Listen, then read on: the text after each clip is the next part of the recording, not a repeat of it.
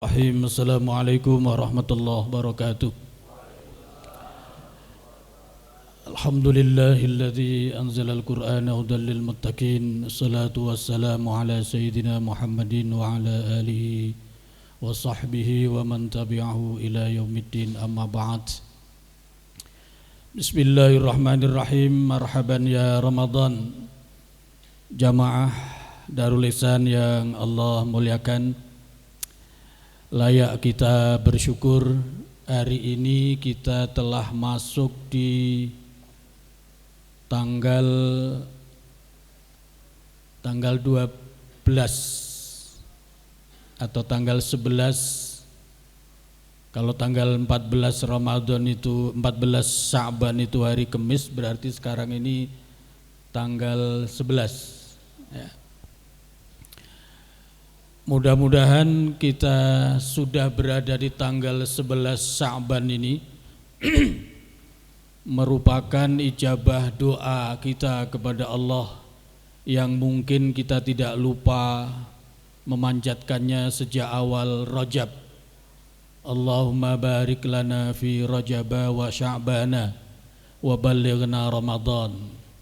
Kenapa demikian? Makin kesini mudah-mudahan keberkahan Allah berikan kepada kita selama sampai di bulan Sya'ban ini, dan Allah izinkan kita dengan iman, ilmu dan kesehatan untuk masuk dan mengisi amaliyah Ramadan.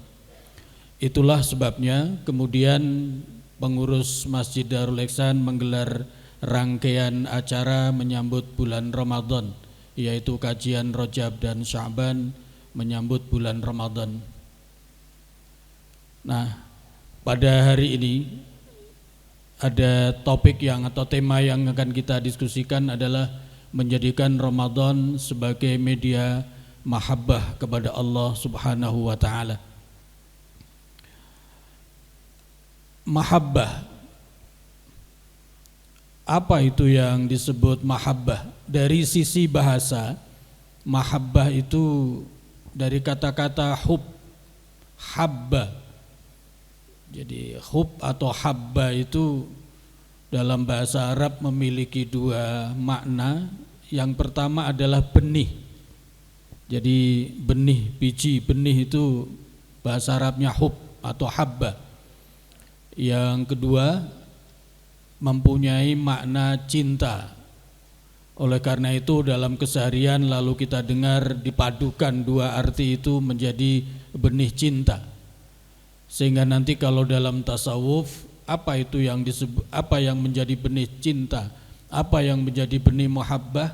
Yang menjadi benih mahabbah adalah keimanan yang kemudian nanti toolsnya adalah berkembang menjadi ma'rifat yang pada akhirnya akan menggapai mahabbah kepada Allah Subhanahu wa taala. Itu yang pertama. Jadi mahabbah itu adalah cinta secara harfiah. Yang kedua, siapakah yang perlu memiliki mahabbah? Setiap muslim beriman perlu memiliki mahabbah kepada Allah. Karena apa? Karena kalau tidak memiliki mahabbah, maka seseorang tidak akan bisa merasakan nikmatnya beribadah kepada Allah Subhanahu wa taala. Kalau orang tidak bisa menikmati ibadahnya, maka bisa jadi naudzubillah lambat laun orang itu meninggalkan ibadahnya. Sehingga Rasulullah sallallahu alaihi wasallam pernah mengajarkan sebuah doa, Allahumma inni a'udzubika min zawali ni'matik. Wahai Allah, hamba berlindung kepadamu, selamatkan hamba jangan sampai kehilangan rasa nikmat. Jangan sampai kehilangan kemampuan untuk menikmati sesuatu. Kalau seseorang sudah hilang rasa nikmatnya, maka kemudian aktivitas-aktivitasnya akan menjadi beban, dan itulah yang melahirkan kejenuhan, dan lambat laun hawa nafsu akan mendorong orang itu untuk meninggalkan aktivitas dan ibadah-ibadahnya. Oleh karena itu benih mahabbah itu perlu selalu ada dalam setiap muslim. agar aktivitasnya tidak semata-mata dirasakan sebagai beban yang melahirkan kejenuhan dan pada akhirnya bisa ditinggalkan, dan itu bahaya. Oleh karena itu setiap muslim beriman perlu memiliki mahabbah kepada Allah. Kapan seorang muslim beriman harus ada mahabbahnya? Setiap saat, sepanjang waktu. Karena alasannya seperti yang sebelumnya.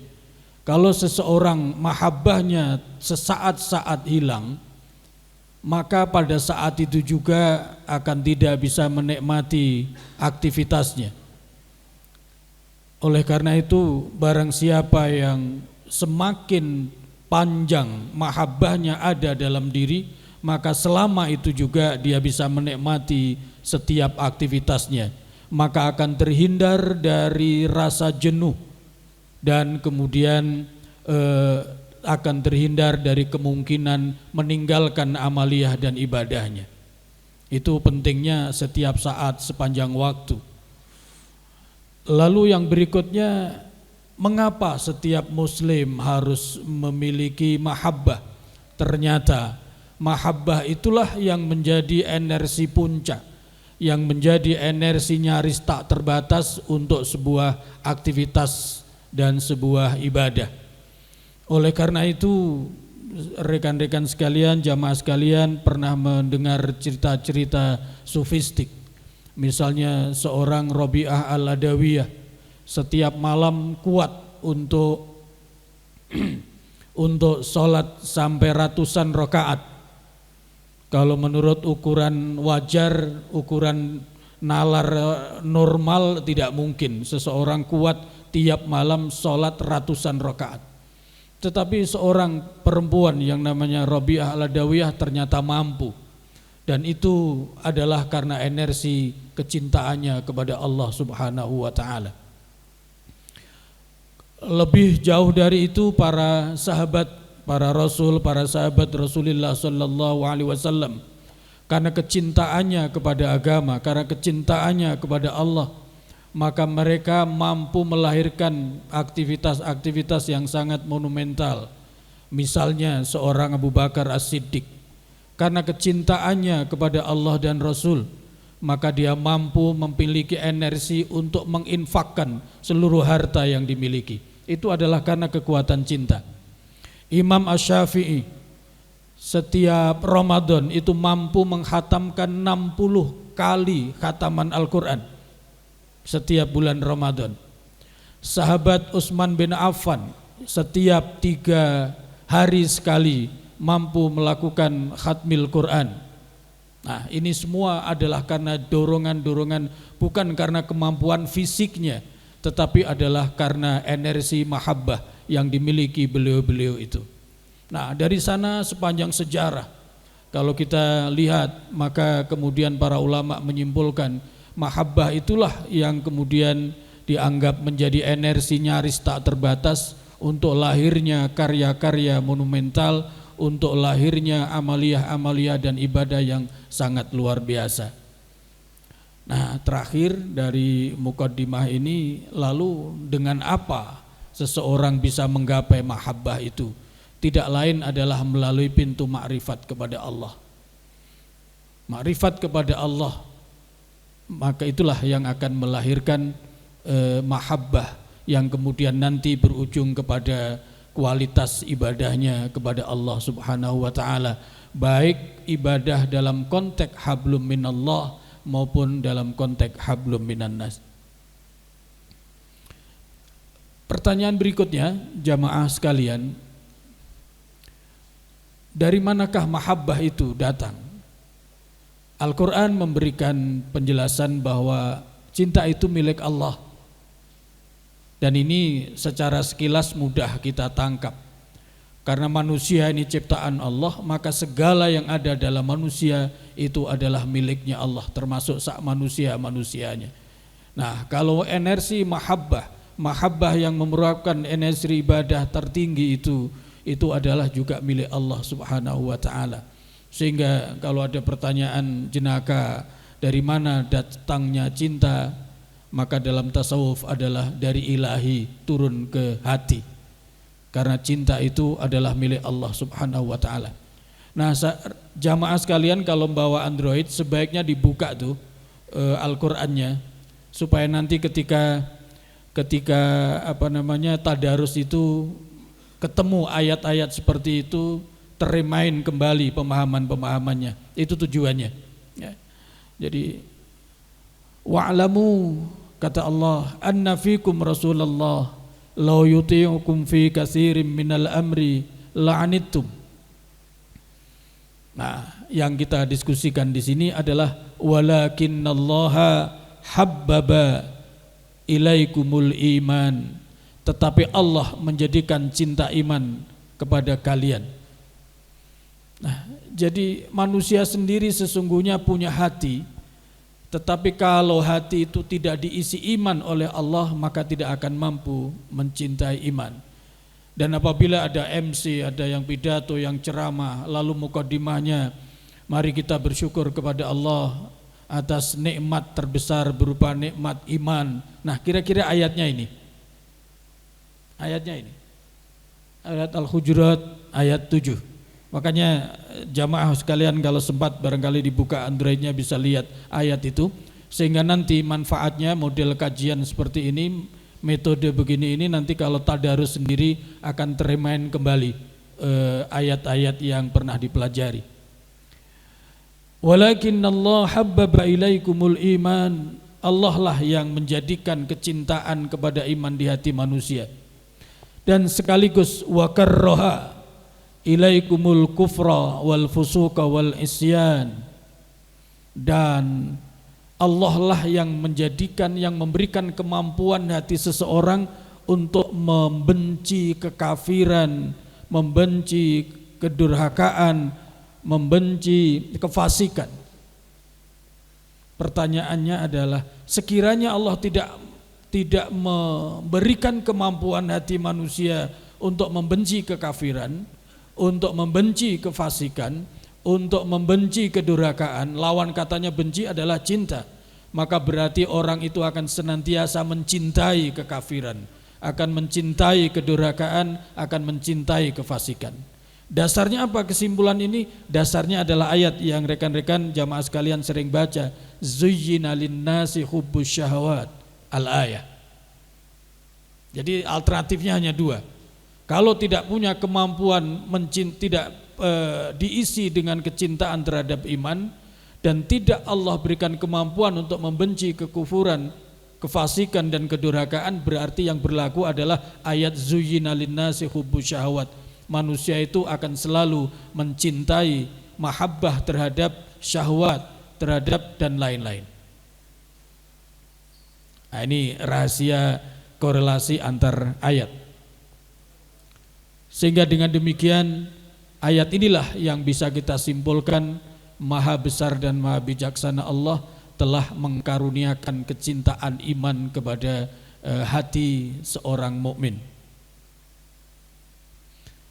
Sehingga dalam rangka menguatkan ayat itu, betapa pentingnya kecintaan iman itu, apalagi kalau jamaah sekalian ingat sabda dan pesan Rasulullah SAW yang awalnya disampaikan kepada Abu Dzar Al-Ghifari. Ada 4 pesan Rasulullah. Yang pertama, jaddidis safinah fa innad dunya bahrun amik. Perbarui kapalmu, karena kehidupan ini laksana lautan yang sangat dalam. Ketika para sahabat minta konfirmasi kepada Nabi apa yang dimaksud kapal, Nabi ternyata menyatakan al-iman. Jadi kalau begitu imanlah yang akan menyelamatkan kehidupan manusia. Nah, karena iman itu akan menyelamatkan kehidupan manusia, maka menjadi sesuatu yang sangat penting. Tanpa iman manusia akan bisa hidup tetapi tidak dijamin keselamatannya. Itu sebabnya kemudian Rasulullah sallallahu alaihi wasallam memesankan jaddidis safinah fa innad dunya bahrun amik. Perbarui kapalmu karena kehidupan ini laksana lautan yang sangat dalam. Yang dimaksud kapal adalah iman. Yang kedua, wa khudiz zada kamila. Siapkan bekalmu dengan cukup. Fa innas safara ba'id, kata Nabi. Siapkan bekalmu dengan cukup. Karena apa? Karena perjalananmu sangat jauh. Ketika sahabat bertanya kepada Rasulullah sallallahu alaihi wasallam, apa yang maksud bekal? Rasul menjawab dengan ayat wa tazawwadu fa inna khairaz zadi taqwa. Berbekallah kalian karena sebaik-baik bekal itu adalah takwa. Nah, dari sabda Nabi inilah kemudian terangkai ada istilah iman dan takwa yang sering kita gunakan. Jadi dengan begitu rangkaian iman dan takwa yang sering disebut dengan imtak itu adalah bahasa-bahasa hadis, bahasa-bahasa sunnah. Mudah-mudahan ini menjadi tambahan pengetahuan bagi kita. Yang ketiga, wa khaffifil himla fa innal aqabah kaud. Ini pesan Rasulullah. Peringan bebanmu karena perjalanan jauh itu tidak selalu lurus, kadang berkelok, kadang naik turun secara tajam.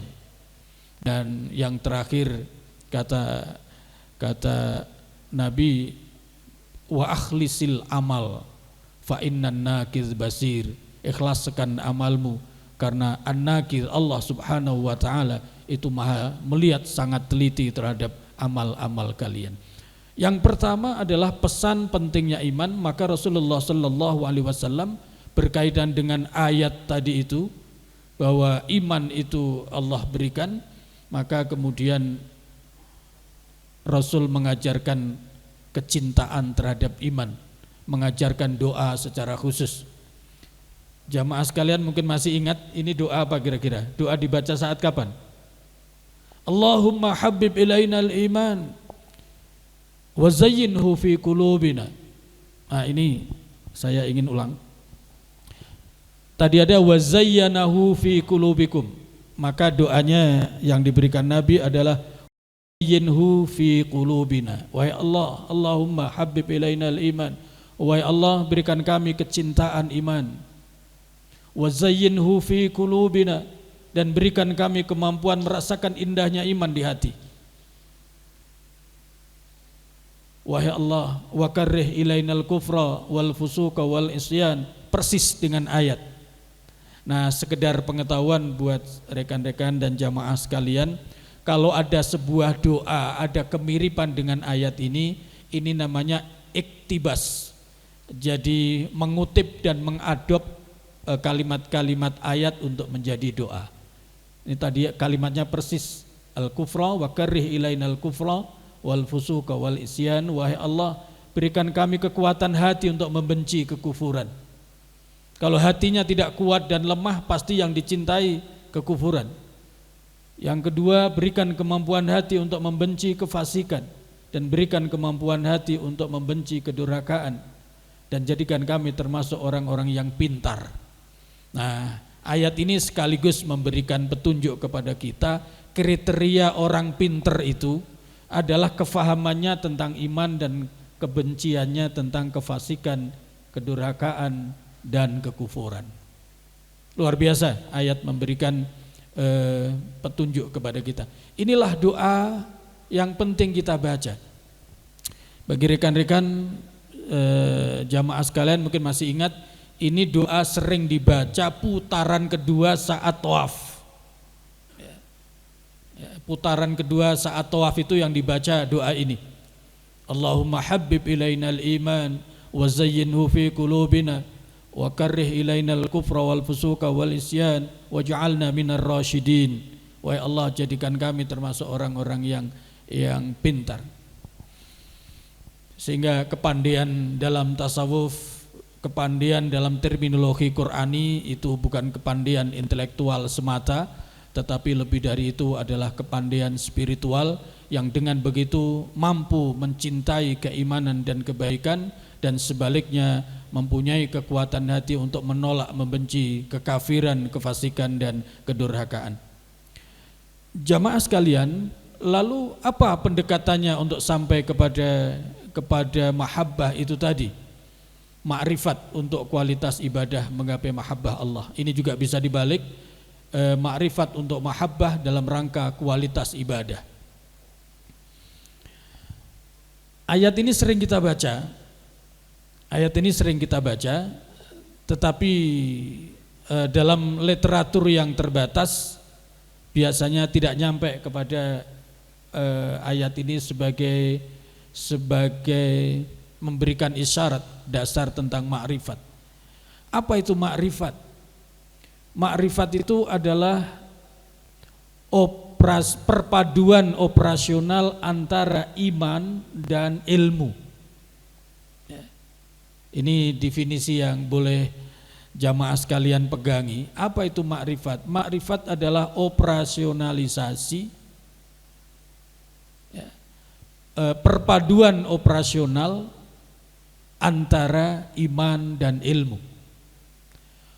Orang yang punya iman tapi tidak punya ilmu bisa jadi orang baik tetapi tidak membawa kemajuan. Sebaliknya, orang punya ilmu namun tidak dilandasi oleh iman itu bisa menjadi ulama tapi nakal. Bisa maju tapi kemajuannya bisa mengarah kepada kehancuran. Itu kalau ilmu operasionalisasinya tanpa iman. Itu sebabnya Al-Quran baru menjamin, Allah katakan, baru menjamin manusia itu diangkat derajatnya manakala di dalam dirinya itu ada iman dan ada ilmu. Nah, operasionalisasi secara perpaduan antara iman dan ilmu dalam bahasa tasawuf itulah yang disebut ma'rifat. Dan ketika nanti kita semua mudah-mudahan masuk di dalamnya, setiap muslim yang bisa memadukan operasionalisasi iman dan ilmunya, dialah yang akan bisa menggapai mahabbah kepada Allah. Jadi kalau begitu PR bagi kita untuk mencapai mahabbah, maka yang harus diasah adalah ma'rifatnya kepada Allah. Itu yang harus diasah terus menerus. Yarfa'illahu alladzina amanu minkum walladzina utul ilma darajat. Itu ayat ada di surat Al-Mujadilah ayat 11. Ini juga sering diceramahkan, hanya perspektifnya mungkin berbeda. Ada yang semata-mata menguraikan keimanan, lalu secara terpisah diuraikan pentingnya ilmu. Tetapi Al-Quran di situ ada kata walladzina, dan orang-orang. Ini memiliki makna perpaduan antara keduanya. Dan perpaduan antara iman dan ilmu, antara spiritual dan intelektual, itulah yang kemudian kita sering mendengar istilah nurani. Nurani itu dari kata nur, cahaya. Kalau nur itu satu cahaya, tapi kalau nurani itu dua cahaya. Pertanyaannya, apa yang dimaksud dua cahaya? Yang dimaksud dua cahaya tidak lain adalah cahaya iman dan cahaya ilmu. Sehingga ada ungkapan al-ilmu nurun, ilmu itu cahaya. Gitu. Jadi perpaduan kedua-duanya, jadi nurani. Nah, kenapa kemudian disebut bukan intelektualnya saja, bukan, yang sering disebut adalah hati nurani? Karena pada hakikatnya yang menentukan, yang memutuskan terakhir adalah keyakinan hati. Keyakinan hati itulah pada akhirnya yang nantinya memberikan keputusan. Kalau orang keputusannya berdasarkan kebenaran ilmiah, kalau hatinya ragu, dalam operasionalnya biasanya tidak mantap. Oleh karena itu kita mendengar ada namanya nurani, dua cahaya. Yang dimaksud adalah cahaya ilmu dan cahaya iman. Kalau kehidupan seseorang sudah diterangi oleh cahaya ilmu dan cahaya iman, operasionalisasi perpaduan keduanya itulah sekali lagi yang kemudian dalam tasawuf disebut dengan ma'rifat. Dan melalui ini ma'rifat merupakan tools dalam menuju mahabbah kepada Allah.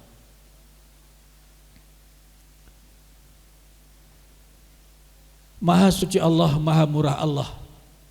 Ternyata memang Allah sudah juga memberikan iman.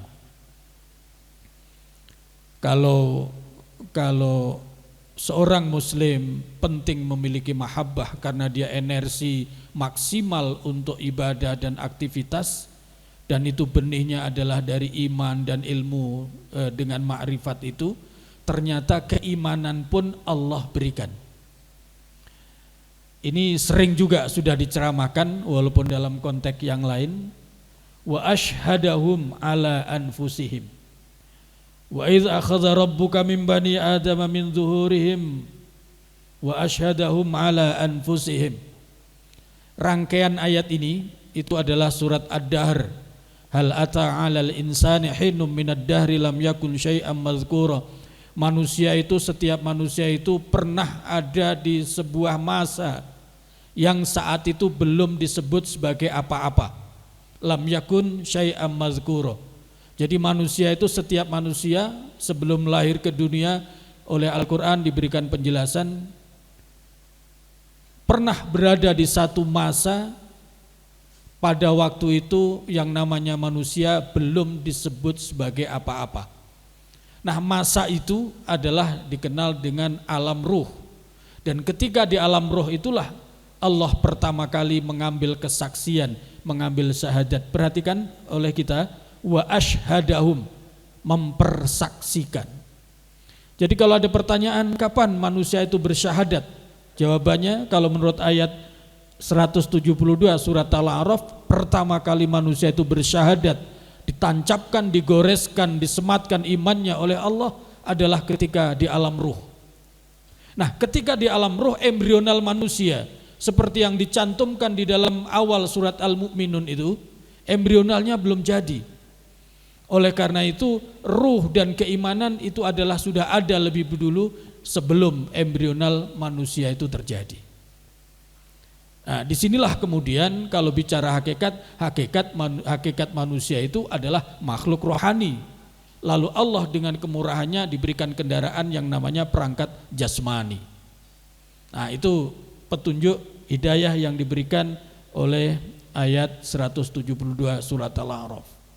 Maka tidak heran ketika Rasulullah SAW memberikan contoh kepada kita pentingnya seorang bayi ketika lahir diberikan azan di telinga kanannya dan diberikan iqamat di telinga kirinya. Padahal anak itu kan belum paham apa maknanya azan dan maknanya iqamat. Dan Rasulullah SAW menyelaksanakan itu kepada cucunya Hasan dan Husain. Ternyata maknanya adalah agar syahadat yang diucapkan di alam ruh itu tetap abadi dan melekat pada hati seorang anak sebagai bekal di dunia. Itu maknanya. Sehingga azan dan iqamah ketika bayi lahir itu sangat penting. Sangat penting. Dan siapakah yang akan mengganggu keimanan, mengganggu, mencelakakan manusia ketika imannya tidak ada? Itu adalah iblis dan setan. Itu sebabnya proses kelahiran Maryam oleh bapak dan ibunya kemudian didoakan, inni sammaituha Maryama wa inni u'izuha bika wa dzurriyyataha minasyaitonir rajim. Dalam rangka mengawal iman yang Allah berikan ketika masih di alam ruh, maka ketika bayi lahir diazani telinga kanan, diiqamati telinga kiri, lalu didoakan dengan contoh Al-Quran, Allahumma inni u'izuhu. Kalau bayinya laki-laki, nanti Pak Zul kalau punya bayi lagi itu doanya itu tuh ya. Allahumma inni u'izuhu bika wa dzurriyyatahu minasyaitonir rajim. Ini doa, iktibas doa yang dipanjatkan oleh Pak Imron ketika Maryam lahir. Tapi kalau perempuan, u'izuha, Allahumma inni u'izuha bika wa dzurriyyataha minasyaitonir rajim. Kalau Pak Susilo nanti punya bayi perempuan yang dari sana, nah begitu lahir setelah azan dan iqamat sambung dengan doa itu. Allahumma inni u'izuha bika wa dzurriyyataha minasyaitonir rajim. Artinya, wahai Allah, aku mohon perlindungan kepadamu dari godaan syaitan terhadap bayi yang lahir ini. dan juga bukan hanya bayinya tapi seluruh keturunannya. Nah, itu rangkaian betapa pentingnya iman selalu terjaga, sehingga setelah ketika di alam roh Allah tancapkan itu iman, ketika lahir di dunia dikawal dengan azan dan qomat supaya tetap abadi di hati, dan kemudian didoakan mohon perlindungan dari godaan syaitan, karena memang kalau iman itu tidak ada, setanlah yang dominan dalam diri manusia, dan artinya itu kemudian akan mencelakakan kehidupannya. Maka kemudian ada pesan spiritual. Ibnu Katsir menulis sebuah syair pesan spiritual ketika bayi lahir dalam rangka mengawal iman dan amal soleh. Waladatka ummuka ya ibna Adam bakian mustasrikha. Wahai anak Adam, ingatlah ketika engkau lahir dari rahim ibumu, sesungguhnya engkau menjerit dan menangis. Wan nasu haulaka yadhakuna surura, tetapi manusia di sekelilingmu tertawa riang gembira. Nah, bait berikutnya syair itu wahris li nafsika, oleh karena itu jagalah benar-benar dengan segala penjagaan terhadap dirimu, antakuna idza baqau, sekiranya nanti pada saatnya ketika manusia di sekelilingmu menangis, fi yaumi mautika, pada saat wafatmu, dhahikam masrura, sementara engkau menghadap Allah senantiasa dalam keadaan tersenyum dan bahagia. Nah, itu pesan spiritual yang mengiringi kelahiran seorang bayi. Waladatka ummuka ya ibna Adam bakian mustasrikha wan nasu haulaka yadhakuna surura. Wahris li nafsika an takuna idza baqau fi yaumi mautika dhahikam masrura. Jadi kalau lihat pesan spiritual ini berarti yang bisa menjadikan seseorang tetap tersenyum bahagia ketika menghadap Allah tidak lain adalah keimanan, yang memang sejak awal itulah yang Allah berikan kepada manusia. Itu rentetannya. Jamaah sekalian, Allah telah berikan iman sebagai benih ma'rifat dalam rangka mahabbah kepada Allah. Kalau ma'rifat itu perpaduan operasional antara ilmu dan iman, imannya sudah diberikan Allah, ternyata ilmunya juga Allah sudah berikan. Jamaah bisa kembali membaca, luar biasa kalau ini kaitannya dengan Ramadan sebagai syahrul Quran, bulan Al-Quran. Wahyu pertama ternyata berbicara tentang Iqra, tentang ilmu, tentang penciptaan manusia, tentang kemurahan Allah dengan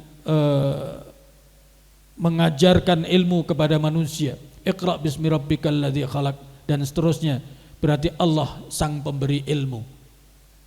Nah, ayat ini kemudian kita ingat Nabi Adam kan wa'allama Adamal asma'a kullaha, Allah memberikan ilmu tentang semua hal kepada Nabi Adam. Nah, dengan demikian ketika setiap muslim perlu memiliki mahabbah dalam rangka energi optimal dalam ibadah kepada Allah, maka toolsnya melalui ma'rifat itu perpaduan iman dan ilmu, dan ternyata iman dan ilmunya telah Allah berikan. Inilah bentuk kemurahan Allah. Nah, ayat-ayat ini semua ibadah untuk manusia. Inilah metode jamaah sekalian mengasah makrifat kita. Mari kita lihat. Ayatnya bunyinya begini. Man amila salihan falinafsihi wa man asaa fa'alaiha summa ila rabbikum turja'un. Siapa yang mengerjakan amal soleh itu untuk dirinya sendiri. Siapa yang mengerjakan amal tidak soleh, maka itu juga akan kembali pada dirinya sendiri. Ayat yang kedua hampir mirip.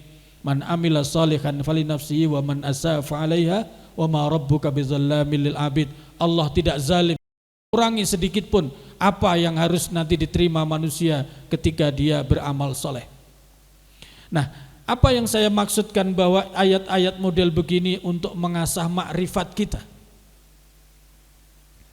Nanti kita lihat pada ayat berikutnya. Hidayah Orang memperoleh hidayah. Man ihtada fa innama yahtadi li nafsih. Orang kalau berusaha untuk mendapatkan hidayah melalui ngaji, tanya kepada ulama, bergaul dengan orang soleh, zikir dan macam-macam mencari hidayah, itu ternyata hidayah bukan untuk siapa-siapa, itu adalah untuk dirinya sendiri. Wa man dhalla fa innama yadhillu 'alaiha. Tapi kalau dia sesat, kesesatan itu akan menyengsarakan dirinya sendiri. Ayat berikutnya hampir mirip tetapi ini bicara soal dosa. Wa may yaksib isman, barang siapa yang berbuat dosa maka itu akan mencelakakan dirinya sendiri, dan itu semua akan kembali kepada diri sendiri. Apa yang saya maksudkan bahwa ini adalah untuk mengasah makrifat, nanti kita lihat. Kita disuruh jihad dan bersyukur. Man jahada falinafsih, ternyata untuk dirinya sendiri. Kemudian bersyukur, juga bersyukur untuk diri sendiri. Tidak ada yang untuk orang lain, apalagi untuk Allah. Fa innallaha ghaniyyun hamid. Allah tidak memerlukan itu semua dari manusia. Untuk diri sendiri. Berikutnya tazkiyatun nafs. Ini kalau bahasa tasawuf itu adalah penyucian hati, tazkiyatun nafs. Itu ternyata untuk diri sendiri. Wa man tazakka fa innama yatazakka li nafsihi wa ilallahil masir.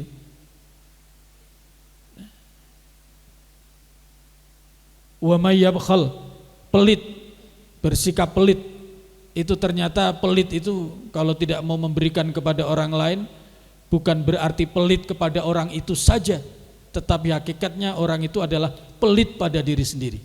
Nah, nanti kita lihat bagaimana mengoperasionalkan antara ilmu dan iman dalam kerangka makrifat ini. Memegang komitmen. Ini contoh beberapa ayat. Memegang komitmen itu ternyata juga untuk diri sendiri. Faman nakatha fa innama yankusu ala nafsihi wa man awfa bima ahadallah alaihi Allah falyuti ajran afasayutihi ajran azima.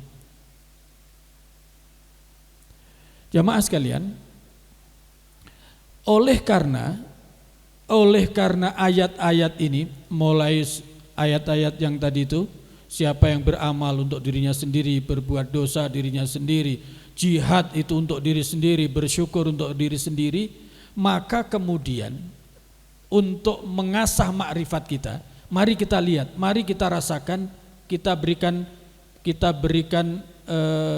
feedback kepada hati kita pada saat kita sholat misalnya.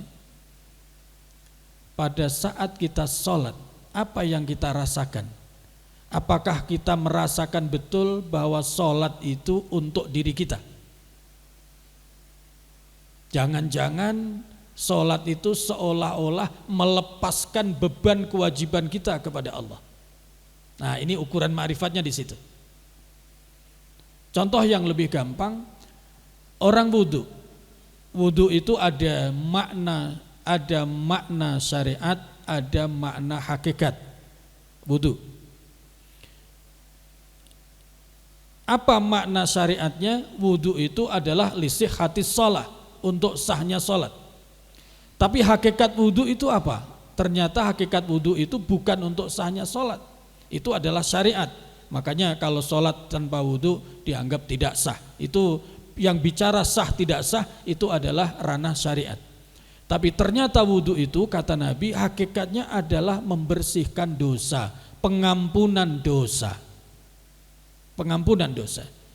Karena Nabi menyatakan barang siapa yang berwudu maka berbarengan dengan kocoran air wudu itu dosa-dosa yang terjadi Allah bersihkan. Nah, disinilah kemudian hanya makrifat kita yang bisa mengantarkan sampai kepada hakikat wudu. Kalau kita tahu hakikatnya wudu itu pengampunan dosa, maka sesungguhnya wudu kita pasti lebih baik. Siapa yang tidak ingin diampuni dosanya? Nah, oleh karena itu makrifat, kemudian kita paham bahwa dengan makrifat kita maka kita sampai kepada hakikat wudu itu bukan sekedar untuk sahnya sholat, tapi adalah untuk mendapatkan pengampunan dosa. Nah, siapakah yang tidak senang mendapatkan pengampunan dosa? Senang itu bahasanya adalah mahabbah. Oleh karena itu orang yang berwudu karena diampuni dosanya, lahirlah dia kecintaannya kepada Allah. Alhamdulillah wa syukrulillah. Maka kemudian makin semangat menjadikan wudu itu tidak sekedar sah, tapi sedemikian rupa dilakukan dengan cara yang lebih baik, karena dia faham hakikatnya wudu adalah untuk mengampuni dosa. Dan seterusnya. Ketika infak, mari kita berikan feedback kepada diri kita. Kalau misalnya di dompet ada uang 2.000, 3 biji, yang satu 2.000-nya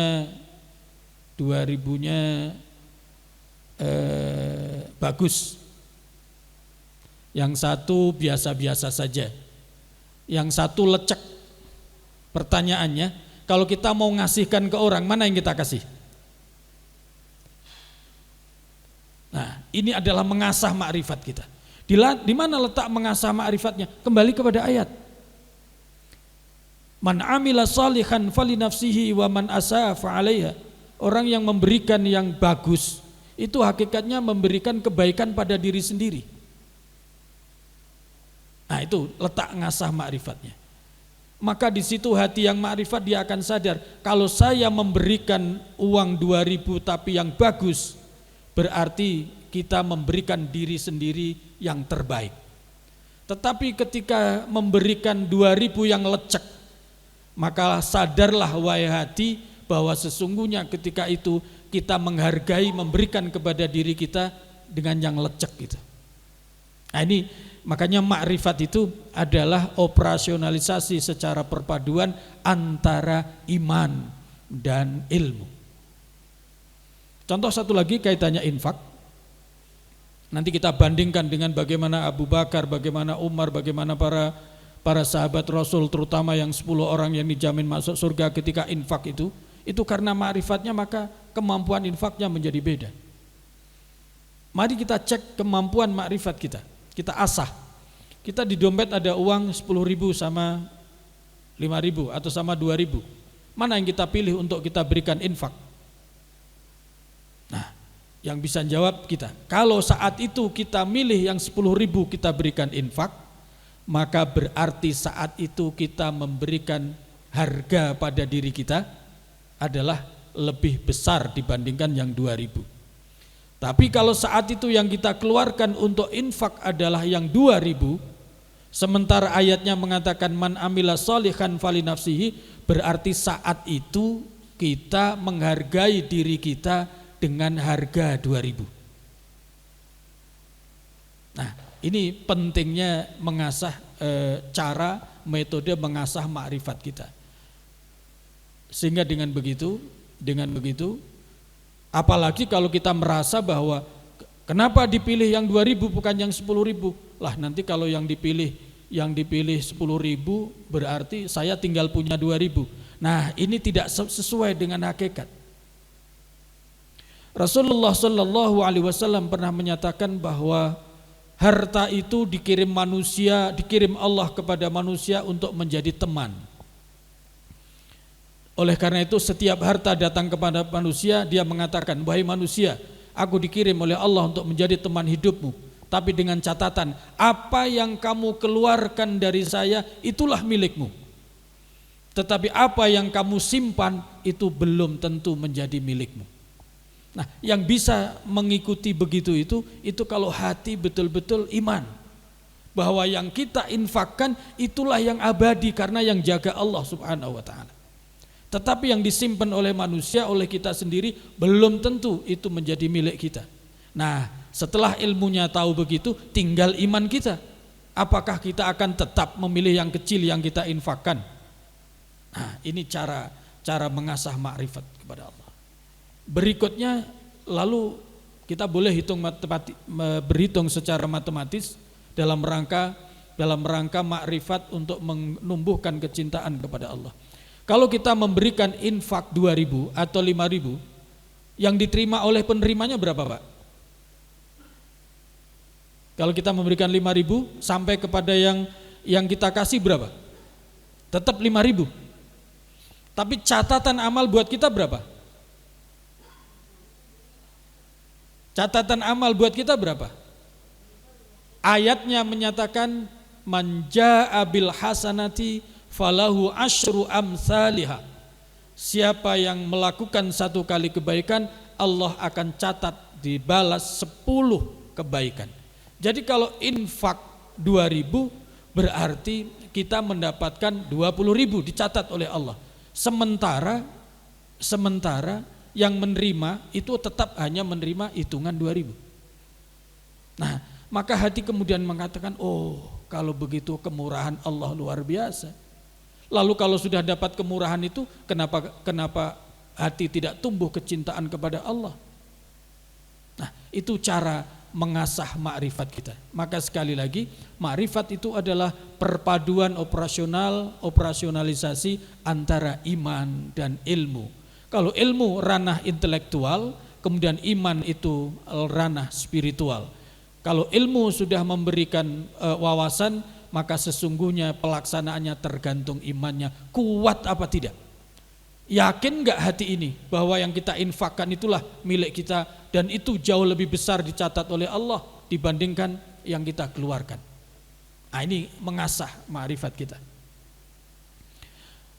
Jamaah sekalian, oleh karena amal itu untuk dirinya sendiri, itulah sebabnya Allah menyerukan ihsan. Allah menyerukan ihsan. Wa ahsin kama ahsanallahu ilaik. Ya, berbuat baiklah karena Allah telah memberikan yang terbaik kepada kalian. Jadi ahsana itu, ahsin itu dari kata ahsana itu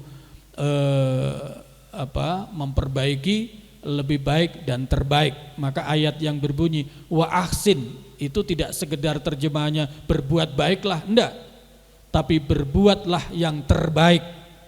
Kenapa Allah menyuruhkan perbuatan yang terbaik? Seolah-olah memaksa manusia untuk melakukan yang berat. Tidak. Karena apa? Karena tadi kembali kepada ayat man amila shalihan falinafsihi. Apa yang terbaik yang dilakukan manusia itu hakikatnya kembali kepada manusia. Jadi seruan berbuat yang terbaik kepada manusia, seruan Al-Quran, seruan Allah agar manusia melakukan yang terbaik, itu adalah bagian dari kasih sayang Allah. Karena nanti hakikatnya adalah kembali kepada manusia. Sama dengan orang tua. Orang tua ketika sayang kepada anak, pasti anaknya tidak akan dibiarkan belajar ala kadarnya. Pasti ditunjukkan, diberikan wawasan, didorong, bahkan diiming-imingi dengan hadiah agar dia melakukan yang terbaik. Apakah untuk orang tua? Tidak. Yang terpenting adalah untuk anak, supaya masa depannya menjadi baik. Nah, jadi seruan kebaikan bukan beban untuk manusia, tapi itu adalah wujud kasih sayang Allah kepada manusia. Ini juga bagian cara mengasah makrifat kita. Apabila kita manusia siapapun juga diseru kebaikan merasakan mendapatkan beban, ketahuilah bahwa itu masih perlu ditingkatkan kemampuan makrifatnya. Kemampuan makrifatnya masih perlu ditingkatkan.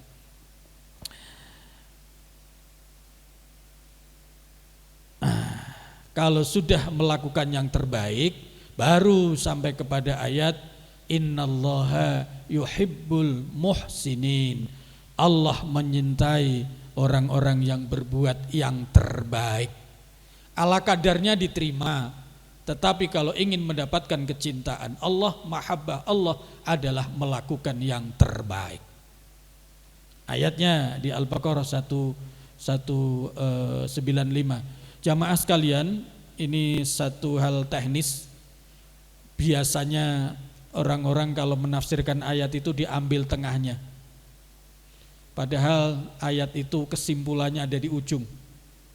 Nah, ini juga metode memahami Al-Quran sedikit mudah-mudahan bermanfaat. Jadi kalau membaca ayat itu supaya utuh sampai ujung, karena memang banyak ayat kesimpulannya di sini.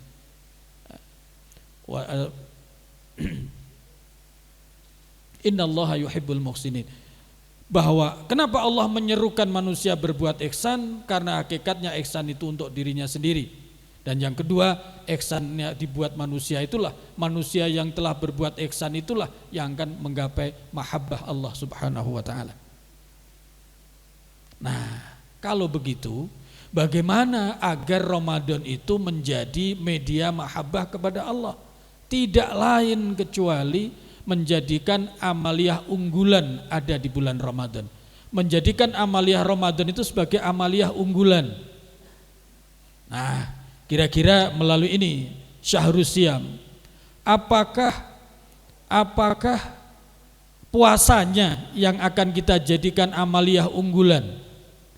Karena amaliyah unggulan itulah yang akan mendatangkan mahabbah Allah, sekaligus bukti mahabbah kita kepada Allah. Ilustrasi sedikit dan sederhana, bukti cinta itu memberikan yang terbaik.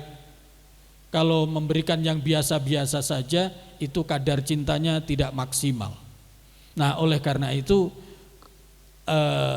menjadikan Ramadan sebagai media menggapai mahabbah Allah adalah mau diwujudkan dengan cara menjadikan amaliyah unggulan amal-amal yang di bulan Ramadan. Kita boleh pilih apakah puasanya. Apakah puasanya yang akan kita jadikan amaliyah unggulan? Silahkan. Apakah Syahrul Qiyam, artinya Syahrul Siyam ini bulan untuk berpuasa. Syahrul Qiyam itu artinya bulan bangkit beribadah. Man qama ramadhana imanan wahtisaban. Apakah Qiyamul Lail terawihnya yang akan kita jadikan amaliyah unggulan sebagai wujud mahabbah kepada Allah, dan dengan cara begitu Allah pun akan mahabbah kepada kita. Yang ketiga, apakah Syahrul Quran, tadarus Al-Qur'annya yang kita jadikan amaliyah unggulan sebagai wujud mahabbah kita kepada Allah, yang dengan begitu Allah pun akan juga cinta kepada kita. Ataukah Al-Ghufran, upaya-upaya beristighfar mohon ampunan kepada Allah, apakah taubat kita di bulan Ramadan yang akan kita jadikan amaliyah unggulan sebagai wujud kecintaan kepada Allah, yang dengan begitu Allah akan bercinta kepada kita. Atau doa kita. Ini pilihan-pilihan semua telah Allah sediakan medianya. Kira-kira di balik ini Allah berfirman, wahai manusia, yang telah aku berikan perangkat iman dan ilmu untuk makrifat, jika ingin mewujudkan mahabbah kalian di hadapanku, jadikan amaliyah-amaliyah ini sebagai amaliyah unggulan.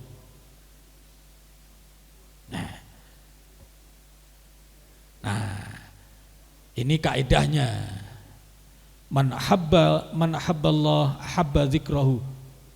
Ini salah tulis, ini harusnya zal. Tapi laptopnya enggak ketemu huruf zalnya Pak Silot. Jadi ini tertulis D. Ya. Man habba syai'an habba dzikrahu. Siapa yang cinta itu selalu ingat dan menyebut. Kalau kita cinta Allah, kalau kita cinta Al-Qur'an, seberapa jauh kita menyebut dan ingat Allah. Itulah ukuran kecintaan kita. Yang kedua, man habballah habba liqa'ahu. Siapa yang cinta Allah, cinta itu ingin selalu berjumpa. Perjumpaan manusia dengan Allah, setiap manusia melakukan kesolehan, hakikatnya dia menjumpai Allah. Tapi kalau manusia melakukan kedurhakaan, hakikatnya dia sedang menjumpai setan. Nah, itu ahabba liqa'ahu. Sekarang salat. Man ahabballah ahabba liqa'ahu. Salat itu adalah hakikatnya, syariatnya salat itu kewajiban manusia kepada Allah. Tapi hakikatnya as-salatu mi'rajul mu'minin. Salat itu adalah mi'rajnya orang-orang beriman. Maka ayatnya menyatakan, wa innaha lakabiratun illa 'alal khashiin alladzina yazunnuna annahum mulaqu rabbihim. Perjumpaan dengan Allah. Jadi salat itu hakikatnya perjumpaan dengan Allah.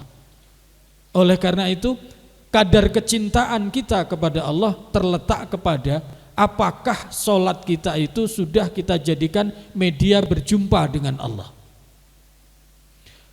Yang ketiga, man ahabballah ahabba ma'ahu. Barang siapa cinta Allah, cinta itu ingin selalu bersama. Orang kalau ketemu kekasihnya tidak mau sebentar. Bukan saja ingat menyebut, bukan saja ingin bertemu, kalaulah sudah bertemu tidak ingin sebentar kepertemuannya, tapi ingin berlama-lama berjumpa. Nah, kalau kita mahabbah kepada Allah, ukurannya adalah kalau kita ingin menjadikan sholat itu wujud kecintaan kepada Allah, mari kita lihat apakah kita betah di dalam sholat itu ataukah kita ingin cepat selesai. Nah, itu semua merupakan bagian-bagian dari kriteria kecintaan kepada Allah. Yang berikutnya, man ahabballah istasarahu. Barang siapa yang cinta kepada Allah, cinta itu mengutamakan atau memprioritaskan. Adakah ibadah-ibadah kita lillahi ta'ala itu kita prioritaskan? Atau yang kita prioritaskan adalah popularitas kita? Ini kriterianya di sini. Yang terakhir, man ahabballah ahabba ma ahabbahu. Siapa yang cinta Allah, cinta itu selalu menyintai kecintaannya. Pertanda orang itu cinta Allah, maka dia mencintai apa-apa yang Allah cintai. Pertanda orang itu cinta kepada Allah, dia akan menghindari hal-hal yang Allah tidak sukai. Kalau seorang kekasih bilang cinta kepada kekasihnya namun selalu melanggar hal-hal yang tidak disukai, itu artinya minta putus. Nah, dengan dalam tasawuf, man ahabballah ahabba ma'ahu, berkata cinta kepada Allah namun tidak menghindari dosa, itu adalah cinta dusta. Begitu kaedah-kaedah tasawuf. Jamaah sekalian, kembali, nah itu nanti kaedah-kaedah itu kita lihat ada di sini. Kita operasionalisasikan untuk hal-hal ini. Seberapa jauh kita betah dengan Al-Quran? Seberapa jauh kita betah dengan puasa? Seberapa jauh kita betah dengan qiyamul lail? Seberapa jauh kita beristighfar kepada Allah? Seberapa jauh kita betah berdoa kepada Allah? Itu semua adalah ukuran-ukuran mahabbah kita kepada Allah. Jika ingin menjadikan Ramadan sebagai media mahabbah kepada Allah, maka operasionalkanlah kaedah-kaedah cinta tadi itu untuk wilayah yang ini. Syahrul Quran, Syahrul Qiyam, Syahrul Siyam, Syahrul Ghufran, dan terakhir adalah bulan doa. Saya kira itu yang bisa saya sampaikan.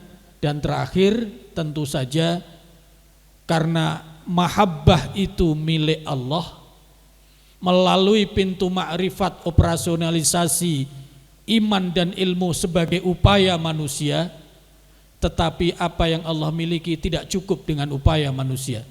Barang siapa yang mengejar sesuatu dengan mengandalkan kemampuannya semata tanpa doa, pertanda dia sombong.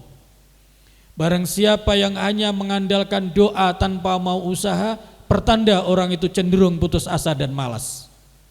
Itu sebabnya untuk menggapai mahabbah kepada Allah melalui makrifat, perpaduan antara iman dan ilmu, maka juga Rasulullah sallallahu alaihi wasallam mengajarkan doa untuk memperoleh mahabbah. Allahumma inni as'aluka hubbaka wa hubba man yuhibbuka wal amal alladhi yuballighuni hubbak. Allahumma ij'al hubbaka habba ilayya min nafsi wa ahli wa minal ma'il barid. Ya Allah, aku mohon kepadamu untuk mencintaimu dan mencintai orang-orang yang mencintaimu. Dan aku mohon kepadamu untuk mencintai amal yang bisa sampai kepadamu, untuk bisa menggapai kecintaanmu. Dan jadikan cintaku kepadamu itu lebih dari sekedar cintaku kepada diri sendiri, kepada keluarga, kepada air dingin yang menghilangkan haus dahaga. Nah, ini doa cinta. Ini kalau ini sudah lazim, sudah sering diceramahkan. Nah, yang kedua ini rada panjang, tapi ini komplit.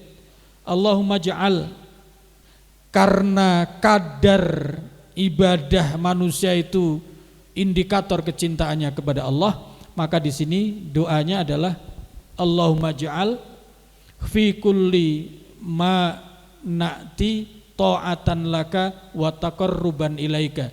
Ya Allah, jadikan segala sesuatu yang aku lakukan itu sebagai bukti ketaatan kepadamu dan pendekatan diri kepadamu. Allahumma inna nas'aluka hubbaka, wahai Allah aku mohon kepadamu untuk bisa mencintaimu dan mencintai wa hubbama, mencintai apa saja, waman dan mencintai siapa saja, hubbuhu yang cinta mereka ini yuqarribuna ilaika. Ini penting, wahai Allah aku mohon kepadamu untuk mampu mencintai siapa saja, apa saja, asal itu semua bisa mendekatkan ke diri hamba kepadamu. Berarti sebaliknya apa? Jangan sampai mencintai siapapun, mencintai apapun kalau dengan itu ternyata menjauhkan diri dengan Allah. Allahumma ma razaqtana, wahai Allah apapun yang kau berikan kepadaku, mimma nuhib yang aku cintai, faj'alhu quwwatan lima lana fi ma tuhib.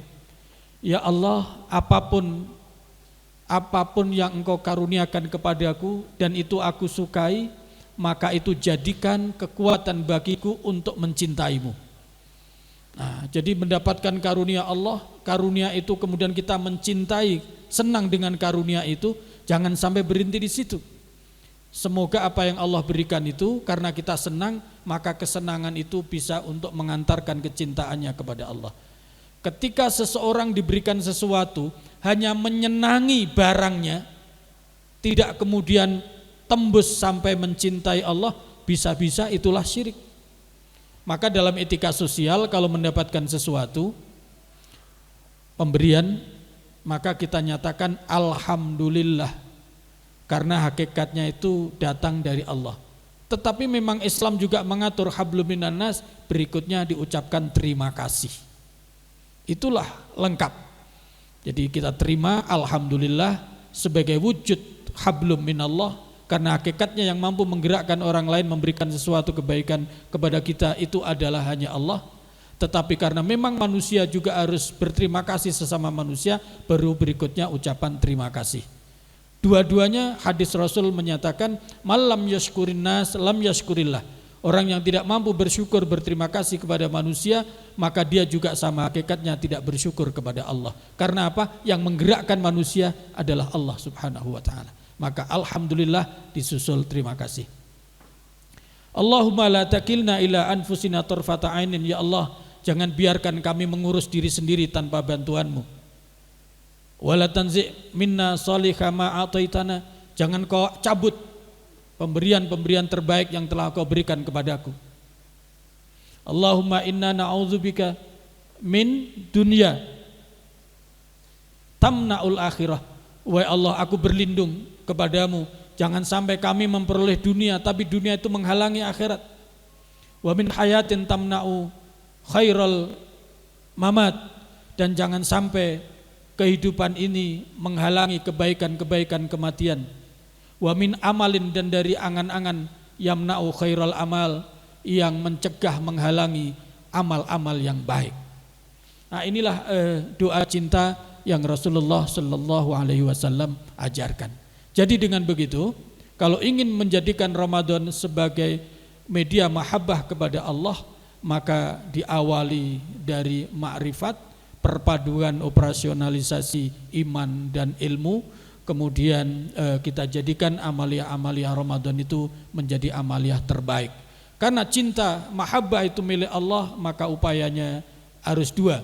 Satu melalui ma'rifat, dan yang kedua melalui doa kepada Allah Subhanahu wa taala. Jamaah sekalian, itu yang bisa saya sampaikan dalam kesempatan ini. Alhamdulillahirabbil alamin, kurang lebihnya mohon maaf. Allahumma barik lana fi Rajab wa Sya'ban wa ballighna Ramadan. Wassalamualaikum warahmatullahi wabarakatuh.